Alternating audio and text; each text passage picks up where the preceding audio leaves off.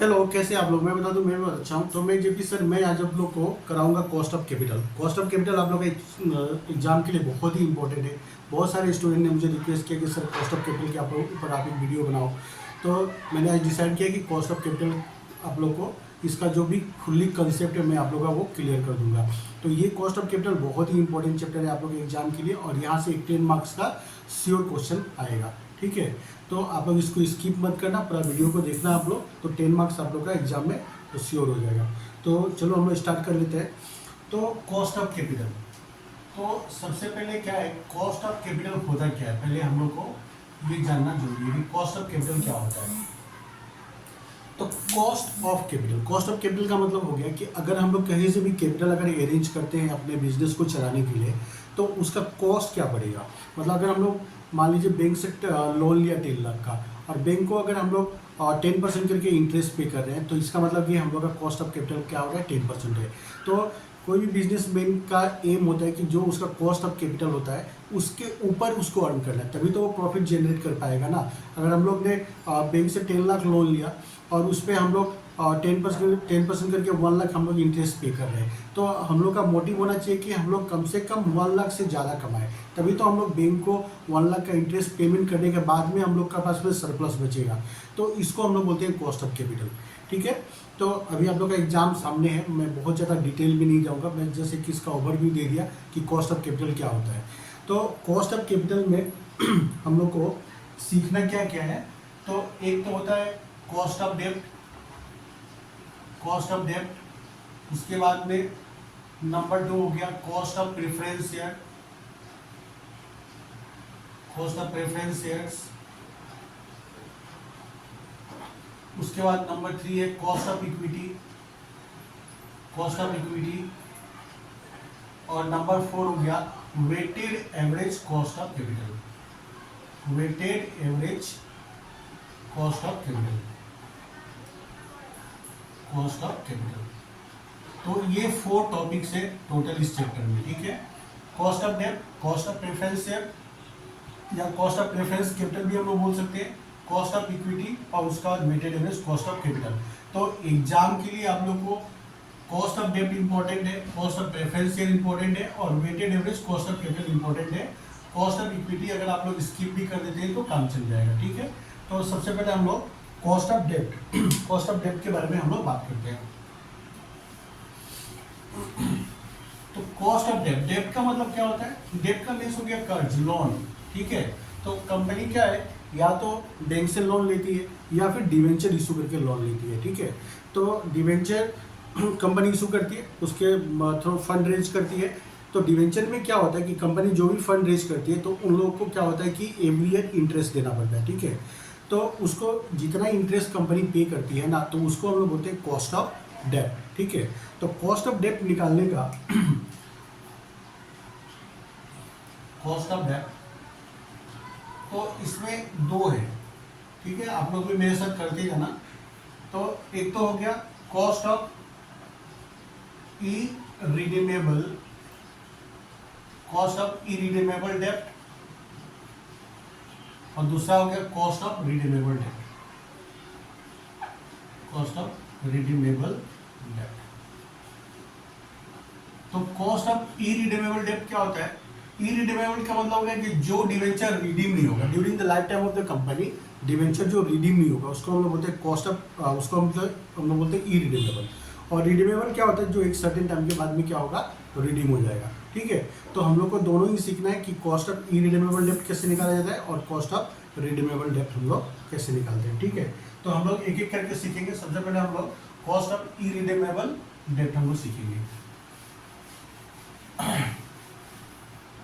तो cost of irredeemable डेब्ट,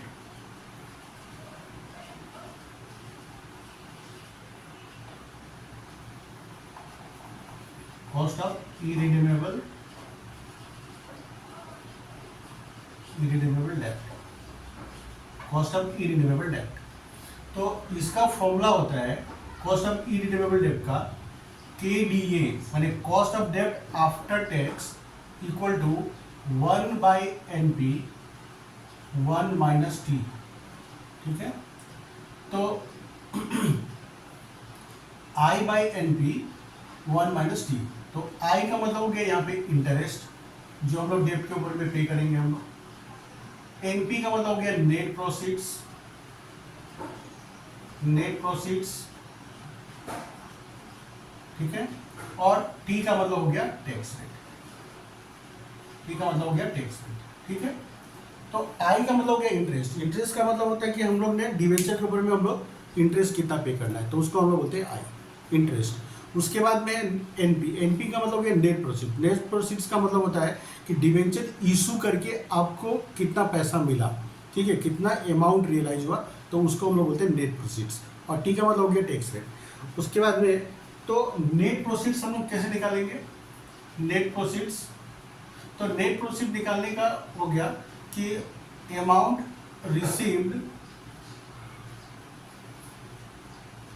amount received from issue of debt, debt या debenture भी, डिवेंचर ही लिख देते हैं, amount receive from issue of debenture. इसमें क्या होगा कि अगर प्रीमियम होगा, प्रीमियम होगा तो हम लोग क्या करेंगे, प्लस कर देंगे। डिवेंचर कभी कभी क्या होता है, प्रीमियम में इशू होता है, तो प्रीमियम में अगर इशू हुआ तो प्रीमियम प्लस हो जाएगा, डिस्काउंट होगा तो माइनस कर देंगे। डिवेंचर डिस्काउंट में इशू हो सकता है, तो डिस्काउंट अगर होगा तो माइनस कर देंगे, और माइनस करेंगे हम लोग इसके साथ में कॉस्ट ऑफ इशू। डिवेंचर को इशू करने में अगर कुछ एक्सपेंसेस हुआ है तो उसको हम लोग माइनस कर देंगे।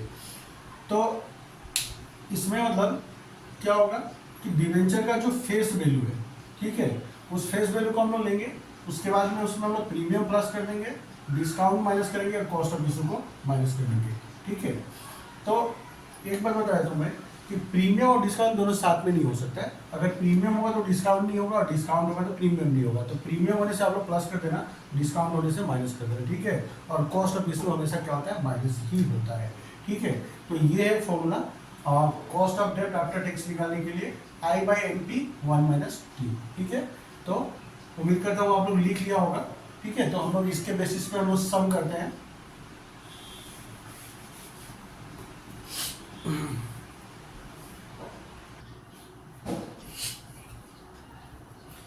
तो जैसा कि आप लोग बोर्ड पे देख रहा होगा, मैंने एक क्वेश्चन भी लिया है, X limited issue ₹50,000 8% debenture at par, ठीक है। The tax rate applicable to the company 50%, compute cost of debt capital. तो एक्स लिमिटेड ने क्या हुआ कि 50,000 का डिवेंचर इशू किया है, डिवेंचर के ऊपर में 8% इंटरेस्ट पे किया जाएगा, और डिवेंचर इशू हुआ है एट पार पे, ये बात ध्यान रखना है, डिवेंचर इशू हुआ है एट पार पे, और टैक्स रेट कितना दिया हुआ है 50%। तो सोल्यूशन पहले तो हम लोग फॉर्मूला लिख लेते हैं, के डी ए मतलब cost of debt after tax equal to I by N P, और इधर हो गया 1 माइनस टी। तो हम लोग सबसे पहले यहाँ साइड में एक करके निकाल लेते हैं। पहले निकाल लेते हैं हम लोग आई, आई बने हो गया इंटरेस्ट। तो इंटरेस्ट कैसे निकलेगा, कंपनी ने कितना रुपए का डिवेंचर इशू किया 50,000 का, तो और रेट ऑफ इंटरेस्ट कितना दिया 8%, तो 8% ऑफ ₹50,000। तो 50,000 का अगर 8% हम लोग निकालेंगे तो ये कितना निकल के आएगा ₹4,000, ठीक है। उसके बाद में हम लोग को क्या चाहिए, एनपी। तो एनपी तो यहाँ के पूरा 50,000 ही होगा, क्योंकि यहाँ पे डिस्काउंट भी नहीं है, प्रीमियम भी नहीं है, कॉस्ट ऑफ इशू भी नहीं है, तो पूरा 50,000 ही होगा।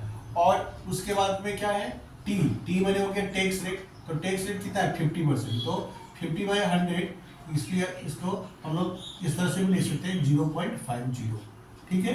तो अब हम लोग इसको फॉर्मूला में अप्लाई कर देते हैं। तो आई कितना है हम लोग का 4,000, उसके बाद में नेट प्रोसीड्स 50,000, 1 माइनस 0.50, और इसको सोल्व कर लेंगे, निकल जाएगा आंसर 4,000 सॉरी 50,000 इंटू 0.50। तो इसको अगर हम लोग सोल्व करेंगे तो ये कितना निकल के आएगा, तो पहले तो 0 से 30 कैंसिल आउट हो गया, तो ऊपर क्या बचा 4 इंटू 0.5 डिवाइड बाय 50, तो ये निकल के आया 0.04, और इसको हम लोग मल्टीप्लाई कर देंगे 100 से, तो क्या निकल के आ जाएगा, परसेंटेज में निकल के आएगा, तो ये निकल के आ गया 4%, ठीक है। तो ये कॉस्ट ऑफ कैपिटल हम लोग का कितना निकल के, कॉस्ट ऑफ डेट कितना निकला 4%। ठीक है, तो समझ में आया आप लोग को। तो ये तो बहुत ही सिंपल सम था। अभी हम लोग एक थोड़ा इससे भी टफ सम हम लोग करते हैं। तो अभी आप लोग जैसे कि देख सकते हैं कि मैंने एक दूसरा क्वेश्चन ले लिया है। Y limited issue ₹50,000 8% debenture at a premium of 10%। इससे पहले वाला जो हम सम किया था वो एट पार था, ये क्या है, एट ए प्रीमियम ऑफ 10%।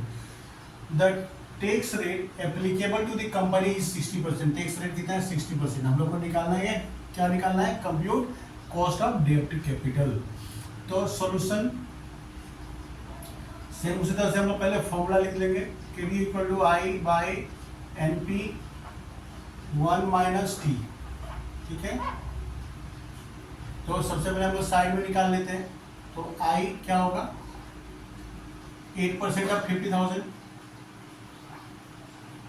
पहले के जैसे 50,000 इक्वल टू कितना होगा, ₹4,000। उसके बाद में एनपी, एनपी इस बार क्या होगा कि 50,000 प्लस, क्योंकि डिवेंचर 10% प्रीमियम इशू हुआ है ना, तो प्लस 10% ऑफ 50,000।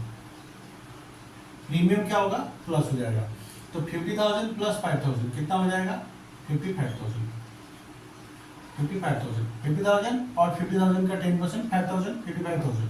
और टैक्स रेट कितना है वहाँ 60% है, तो 60/100, तो ये कितना हो जाएगा 0.60। अब इस फॉर्मूला में अप्लाई कर देते हैं। तो बहुत ही सिंपल है, 4,000 डिवाइड बाय 55,000 1 माइनस 0.60। तो 4,000 बाय 55,000 इंटू 0.40। तो 0 0 तो पहले हम लोग कैंसिल कर देते हैं। तो 0.4 और 4 को मल्टीप्लाई करेंगे तो कितना आएगा, 4 इंटू 0.4 ये हो गया 1.6। 1.6 को अगर हम लोग 55 से डिवाइड कर देते हैं तो डिवाइड बाई 55, तो ये आएगा 0.0290। मल्टीप्लाई बाई 100 कर देंगे हम लोग, तो ये क्या होगा, परसेंटेज में लाने के लिए हम क्या करते हैं, मल्टीप्लाई कर देते हैं हम लोग 100 से, तो ये निकल के आ जाएगा 2.91% एप्रॉक्स। ठीक है, तो ये 2.91% निकल गया हम लोग का कॉस्ट ऑफ डेब्ट। तो ये क्या था, प्रीमियम में था। इससे पहले जो वाला जो हम लोग सम किया था वो क्या था, पार में था। ये क्या हो गया, प्रीमियम में हो गया। तो अब इसी सम को मैं क्या करता हूँ कि डिस्काउंट में भी मैं करके दिखाता हूँ। ठीक है, तो मैं यहाँ पे ये प्रीमियम की जगह में 10% डिस्काउंट कर देता हूँ। ठीक है, प्रीमियम को डिस्काउंट में बदल देता हूँ, एट ए डिस्काउंट ऑफ 10%। ठीक है, डिस्काउंट ऑफ 10%। तो डिस्काउंट ऑफ 10% बात है कि सब कुछ सेम है। मैंने क्या किया, प्रीमियम को डिस्काउंट में कर दिया। तो डिस्काउंट में करने से क्या होगा कि इंटरेस्ट तो हम लोग का सेम ही रहने वाला है, 4,000 इंटरेस्ट तो हम लोग का सेम ही रहने वाला है। नेट प्रोसीड बदल जाएगा। अभी क्या होगा, प्रीमियम प्लस होता है, डिस्काउंट क्या होगा, माइनस होगा। तो ये प्लस की जगह क्या हो जाएगा, माइनस हो जाएगा। 50,000 माइनस 10% ऑफ 50,000, तो ये क्या हो जाएगा, अभी 50,000 का 10% कितना होगा, 5,000। तो 50,000 से अगर हम लोग 5,000 माइनस करेंगे तो कितना हो जाएगा, 45,000। और टैक्स रेट मैंने वही छोड़ दिया है 60%। ठीक है, तो 0.60। बस इसको फॉर्मूला तो वही रहेगा, आप लोग इसको अप्लाई करके निकाल लो। तो इंटरेस्ट 4,000, नेट प्रोसीड्स हो गया 45,000 और आई माइनस 0.60। तो 4,000 इंटू 45,000 इंटू 0.40। ठीक है, तो ये 3 0 से 3 0 मैंने कैंसिल आउट कर दिया। बस इसको आप लोग कैलकुलेटर उठाओ और सॉल्व कर दो, आंसर निकल जाएगा। तो 4 इंटू 0.4 ये हो गया 1.6 डिवाइड बाई 45। ठीक है, तो ये निकल के आया 0.0355 मल्टी। अब ये तो हम लोग का पैसा भी निकला ना, मल्टीप्लाई बाय 100 कर देंगे तो यही क्या होगा, परसेंटेज में निकल के आ जाएगा 3.55%। ठीक है, तो इससे पहले वाला जो हम लोग सम किए थे वो क्या था, प्रीमियम में था। ये वाला क्या है, डिस्काउंट में। ठीक है, तो प्रीमियम में क्या होता है, नेट प्रोसीड्स के साथ प्रीमियम को हम लोग प्लस कर देते हैं। डिस्काउंट में क्या होता है कि हम लोग डिस्काउंट को हम लोग माइनस कर देंगे। ठीक है, ठीक है। तो अभी हम लोग इसके बाद में एक ऐसा सम करते हैं जिसमें कॉस्ट ऑफ इशू भी आ जाएगा। ठीक है,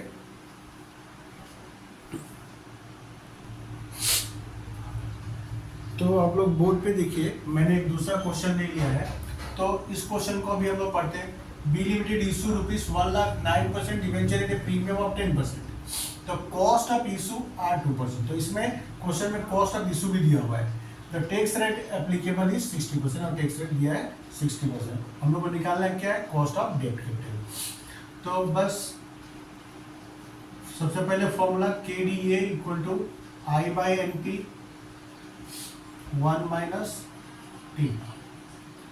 तो I कितना होगा, I इक्वल टू इस बार कितना है 9% है और डिवेंचर कितना लिखा है 1 लाख का। तो 9% ऑफ ₹1,00,000, तो ये हो गया ₹9,000। ठीक है, उसके बाद हम लोग निकालते हैं नेट प्रोसीड्स। तो कितना है यहाँ पे 1 लाख और इस पर प्रीमियम कितना 10%। तो ये 10% क्या होगा, प्लस हो जाएगा। 10% ऑफ 1 लाख, प्रीमियम प्लस होता है, डिस्काउंट माइनस होता है। तो इसको प्लस कर देंगे तो कितना आएगा 1,10,000। ठीक है, अब इसमें से हम लोग क्या करेंगे, बोला कि कॉस्ट ऑफ इशू मतलब डिवेंचर को इशू करने में 2% का खर्चा हुआ है। तो ये जो टोटल प्रोसीड से हम लोग 1,10,000, तो इसमें से हम लोग माइनस करेंगे 2% ऑफ 1,10,000। ठीक है, 1 लाख का आप लोग 2% निकाल देना, 1,10,000 का 2% होगा। तो 1,10,000 और इसका 2% हम लोग करेंगे तो ये आएगा 2,200। ठीक है, एक बार मैं कैलकुलेटर में चेक कर लेता हूँ। 1,10,000 इंटू 2%। ठीक है, तो इसको अगर हम लोग माइनस करेंगे तो आएगा 1,07,800। ठीक है, तो ये निकल के आ गया हम लोग का नेट प्रोसीड्स।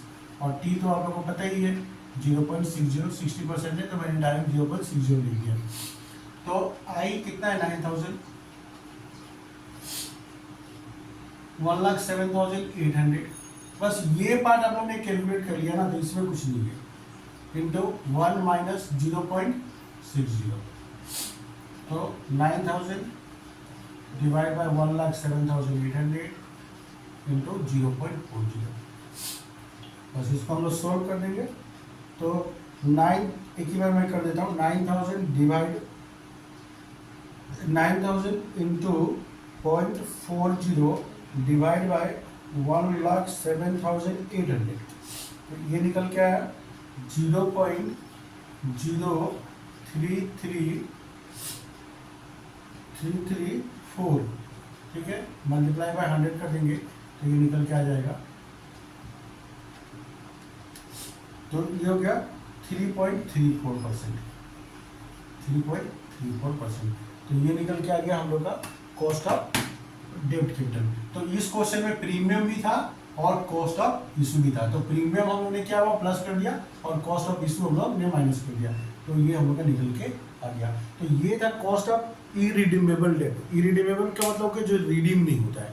ठीक है, अब हम लोग सीखेंगे कॉस्ट ऑफ रिडीमेबल डेब्ट। और मैं बता दूं कि कॉस्ट ऑफ रिडीमेबल डेब्ट ही इस बार के लिए सबसे ज़्यादा इंपॉर्टेंट है, क्योंकि कॉस्ट ऑफ इरिडीमेबल डेब्ट लास्ट टाइम दे चुका है। तो इस बार कॉस्ट ऑफ रिडीमेबल डेब्ट देने का बहुत ही ज़्यादा चांसेस है। ठीक है, तो आप लोग कॉस्ट ऑफ रिडीमेबल डेब्ट अच्छे से आप लोग देखना। ठीक है,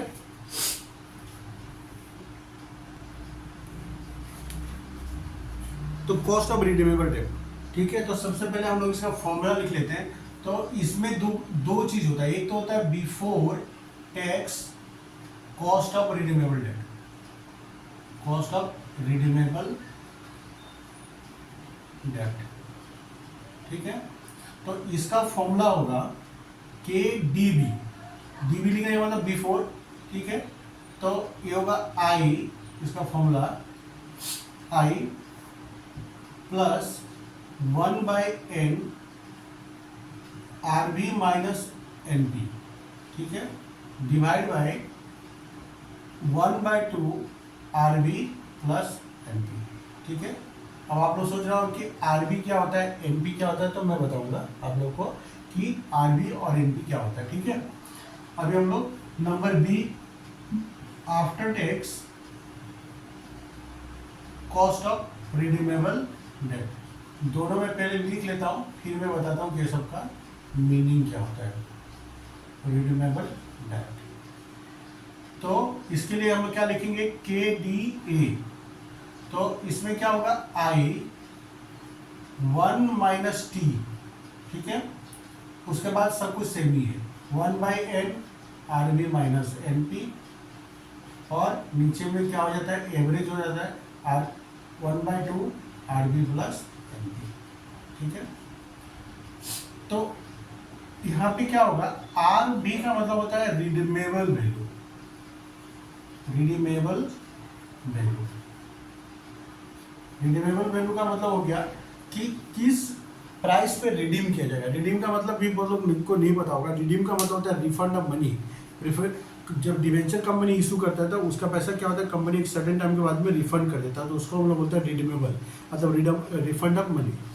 तो रिडीमेबल वैल्यू का मतलब है कि हम लोग रिफंड किस रेट में करेंगे, ठीक है, तो उसको हम लोग बोलते हैं रिडीमेबल वैल्यू। इसके बाद में एनपी, तो आप लोगों को पता ही है, एनपी का मतलब हो गया नेट प्रोसीड्स, मतलब डिवेंचर इशू करके पैसा कितना मिला, उसको हम लोग बोलते हैं नेट प्रोसीड्स। एन का मतलब हो गया कि number of years after debentures redeem, कितने साल के बाद में हम डिवेंचर रिडीम करेंगे। और टी का मतलब तो आप लोगों को पता ही है, टैक्स रेट, ठीक है। और तो कोई चीज नया नहीं है इसमें हम लोग। तो ये हो गया फॉर्मूला, जब बिफोर टैक्स का बोलेगा तो ये हो गया, और आफ्टर टैक्स का बोलेगा तो हम लोग ये फॉर्मूला यूज करेंगे। और मैं बता देता हूँ कि एग्जाम में क्या होगा, वो लोग एक ही क्वेश्चन दे देगा और उसमें आप लोग को बिफोर भी निकालने के लिए दे देगा और आफ्टर भी निकालने के लिए दे देगा। तो हम लोग वैसे ही सब करते हैं हम लोग, जिसमें हम लोग को बिफोर भी निकालना होगा और आफ्टर भी निकालना होगा, ठीक है। तो मैं क्वेश्चन लिख लेता हूँ। तो जैसे कि आप लोग देख सकते हैं, मैंने बोर्ड पे एक क्वेश्चन ले लिया है। तो ये क्वेश्चन बहुत इंपॉर्टेंट है, वेरी वेरी इंपॉर्टेंट, आप लोग मार्क करके रख लेना। जैसे मैं बोल रहा हूँ कि ये क्वेश्चन आने का पूरा बड़ा चांसेस है, ठीक है। तो क्वेश्चन हम एक बार पढ़ के देख लेते हैं। एक company issue ₹10 lakh 10% redeemable debentures at a discount of 5%। तो कंपनी ने क्या हुआ, 10 लाख का 10% रिडीमेबल डिवेंचर इशू किया है, जिस और ये डिवेंचर जो इशू हुआ वो क्या हुआ, 5% डिस्काउंट पे इशू हुआ है। The cost of flotation amount to ₹30,000। Cost of flotation का मतलब होता है कॉस्ट ऑफ इशू। उसके बाद में बोला यहाँ पे the debentures are redeemable after 5 years. Debenture कब रिडीम होगा, 5 साल के बाद। Calculate cost of debt before tax and after tax, और रेट ऑफ टैक्स दिया 50%। तो हम लोग को बिफोर भी करके दिखाना है, आफ्टर भी करके दिखाना है, ठीक है। और टैक्स का रेट यहाँ पे दिया हुआ है 50%। तो बहुत इंपॉर्टेंट क्वेश्चन है एग्जाम के लिए। तो हम लोग सबसे पहले नंबर ए बिफोर टैक्स वाला कर लेते हैं हम लोग। Before tax cost of redeemable date,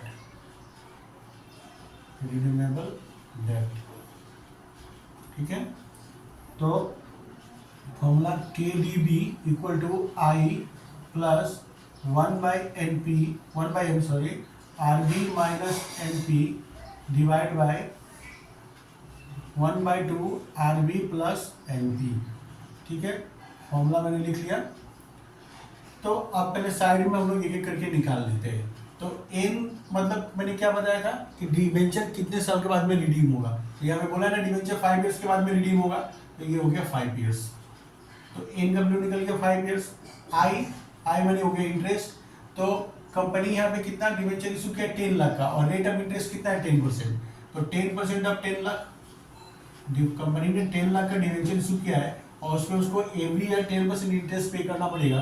तो 10 लाख का 10% होता है 1 लाख। तो ये 1 लाख निकल के आ गया हम लोग का इंटरेस्ट। इसके बाद में क्या है, हम लोग को क्या चाहिए, आरबी रिडीमेबल वैल्यू।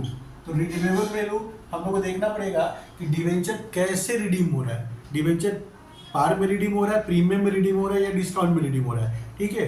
तो यहाँ पे भी वही करना है। अगर पार में अगर रिडीम हो रहा है तो कुछ नहीं करना है, प्रीमियम में रिडीम करना है तो प्रीमियम प्लस हो जाएगा, डिस्काउंट में रिडीम हो रहा है तो डिस्काउंट को हम लोग माइनस कर देंगे, मतलब फॉर्मूला वही है।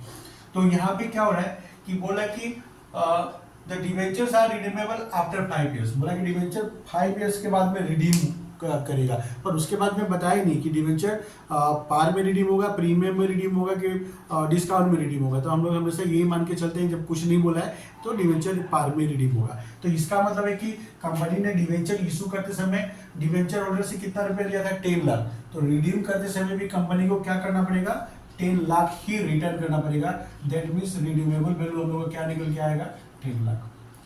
इसके बाद में हम लोग बात करते हैं नेट प्रोसीड, जो कि आप लोग को अच्छे से आता है नेट प्रोसीड्स। तो कंपनी ने क्या हुआ, 10 लाख का डिवेंचर इशू किया है, और डिवेंचर इस बार क्या हुआ, डिस्काउंट में इशू हुआ है, डिस्काउंट में 5% डिस्काउंट में। तो डिस्काउंट क्या होता है, माइनस होता है 5% ऑफ 10 लाख, 10 लाख का 5%। तो 10 लाख का 5% होता है 50,000। तो 9 लाख, इससे हम लोग क्या होगा, माइनस कर देंगे हम लोग 10 लाख से 50,000। तो ये कितना निकल के आ जाएगा, 9,50,000 ये निकल के आ जाएगा। ठीक है, और साथ में क्या है, कॉस्ट ऑफ फ्लोटेशन है 30,000, भूलना नहीं, इसको भी हम लोग को माइनस करना पड़ेगा। इसमें अमाउंट में दिया है तो इसको भी माइनस करना पड़ेगा। तो ये कितना निकल के आ जाएगा, 9,20,000। ठीक है, और टैक्स का रेट कितना दिया, 50%, मतलब डायरेक्ट में 0.50 लिख देता हूँ। तो अब तो कुछ नहीं है, अब फॉर्मूला में अप्लाई कर देना है।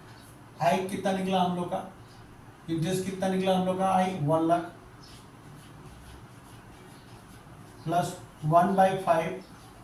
उसके बाद में रिडीमेबल वैल्यू कितना दिया है, 10 लाख, 10 लाख कितना जीरो माइनस 9,20,000 नेट प्रोसीड्स, 9,20,000। ठीक है, और डिवाइड बाय 1/2। और यहाँ पे क्या करना है हम लोग को, बस प्लस करके उसका एवरेज निकाल देना है, 10 लाख प्लस 9,20,000। ठीक है, तो आप इसको सोल्व कर दीजिए। तो 1 लाख प्लस इसको अगर हम लोग माइनस करेंगे तो कितना आएगा, 80,000। 80,000 को 5 से डिवाइड कर देंगे तो कितना आएगा, 16,000। और इसको दोनों को प्लस करके डिवाइड कर देना है। तो 10 लाख और 9,20,000 होता है 19,20,000। 19,20,000 को अगर हम लोग 2 से डिवाइड कर देंगे तो ये निकल के आ जाएगा 9,60,000, 9,60,000। ठीक है, उसके बाद में तो यहाँ पे हो गया, ऊपर हो गया 1,16,000 डिवाइड बाय 9,60,000। ठीक है, इंटू 100 हम लोग कर देंगे तो ये निकल के आ जाएगा 12.08%। ठीक है, इसको डिवाइड करेंगे तो पॉइंट में आएगा, और साथ में मल्टीप्लाई बाय 100 कर देंगे आप लोग तो ये क्या हो जाएगा, डायरेक्ट परसेंटेज में निकल के आ जाएगा। तो ये निकल गया हम लोग का before tax cost of redeemable डेब्ट। ठीक है, अब हम लोग निकालेंगे after tax cost of redeemable डेब्ट। ठीक है, तो उम्मीद करता हूँ आप लोग को समझ में आ रहा होगा। तो बिफोर को सिर्फ हटा देता हूँ, तो बिफोर को हटा के मैं कर देता हूँ यहाँ पे आफ्टर। ठीक है, अब नीचे वाला तो मुझे इरेज करना ही पड़ेगा, तो कर देते हैं। तो इसका फॉर्मूला क्या होगा, थोड़ा इधर से लिखते हैं, KDA, उसमें लिखा था KDB, यहाँ पे क्या होगा KDA। ठीक है, तो इसका फॉर्मूला क्या होगा, I ब्रैकेट में 1 - T, क्योंकि इसमें हम लोग का टैक्स भी लेना पड़ेगा। उसके बाद तो फिर सब एक ही है, 1/n RB - NP, और नीचे में तो हमेशा सेम ही रहता है 1/2 RB + NP। ठीक है, तो सब कुछ यही रहने वाला है, सिर्फ क्या होगा, ये टैक्स को कंसीडर करना है हम लोग को। तो आई तो हम लोग का वही रहेगा 1 लाख, उसमें तो कोई चेंज होने वाला नहीं है, प्लस 1/5 रिडीमेबल वैल्यू 10 लाख,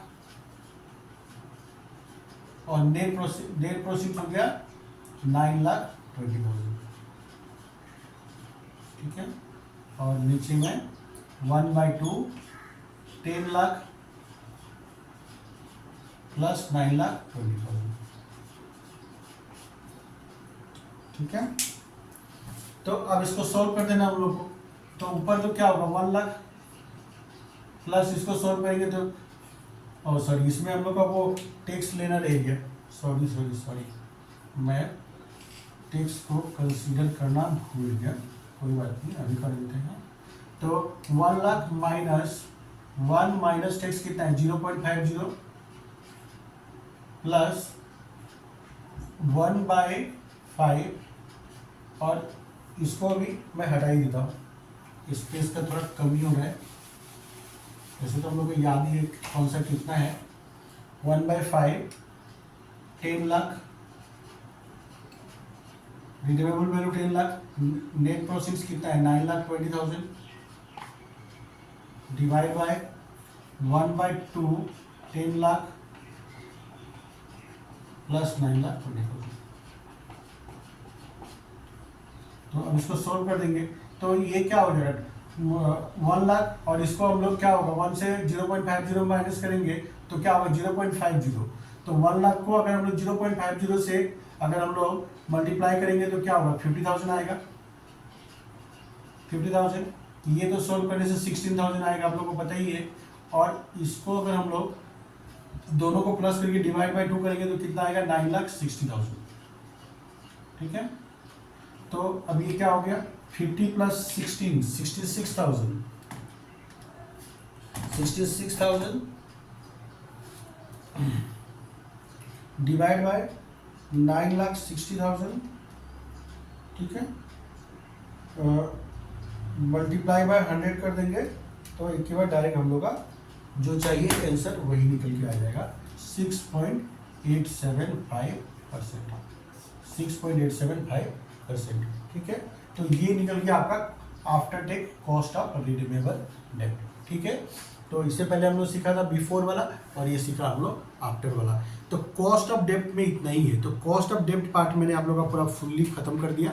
ठीक है, तो अगर इसके बाद हम लोग को सीखना है कॉस्ट ऑफ प्रेफरेंस कैपिटल और weighted average cost of capital. ठीक है, तो मैं ये आप लोग को अगर आप लोग को ये वीडियो अच्छा लगा और अगर आप लोग को चाहिए कि कॉस्ट ऑफ प्रेफरेंस कैपिटल भी सीखना है और weighted average cost of capital भी सीखना है तो आप लोग वीडियो में आप लोग कमेंट करके बताइएगा, तो मैं कल वापस मतलब कॉस्ट ऑफ प्रेफरेंस कैपिटल और weighted average cost of capital का मैं क्लास ले लूँगा।